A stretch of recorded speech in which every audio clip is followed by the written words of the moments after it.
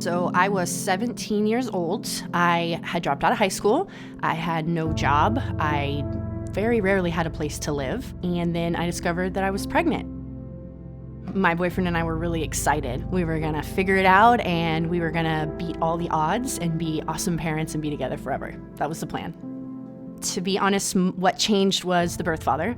He changed his mind when I was about 3 months pregnant. He left the situation, and it wasn't until I realized that there was gonna be no home, there was gonna be no income, there was no partner. I didn't even have a driver's license. So I have to think about another option. I thought I was losing all control at that time. I thought that you placed your baby with a family that you didn't choose and that you never saw them again. So learning about open adoption was really kind of the turning point for me. I learned that I got to choose a family, that I had control over my options, and that I could have a say in the kind of life that my child was going to live, even if it wasn't going to be with me. So I started looking at the profiles for those families and imagining this life of closeness and this bond that would grow not only with me and my child, but their family as well. So I wanted a 2-parent home. I wanted them to be financially stable. I wanted an emphasis on education. I just wanted them to be able to give her every opportunity that I knew that I couldn't give her and I wasn't given either. It wasn't long until I went into labor. I didn't want to sign any paperwork or really see the family for 5 days. They kept their distance and they let me have my time with my child. And then day 5 rolls around, I signed the paperwork. I'll never forget that room and that walk down that hallway holding my daughter in my arms for the last time. I walked out of the agency and expected to slip right back into my life where I left off. And the only time that I let myself experience any emotion was at night when I was alone in my room. And that was when I let it out. I cried in my pillow. I grieved for the life that I was never going to get to live with my daughter.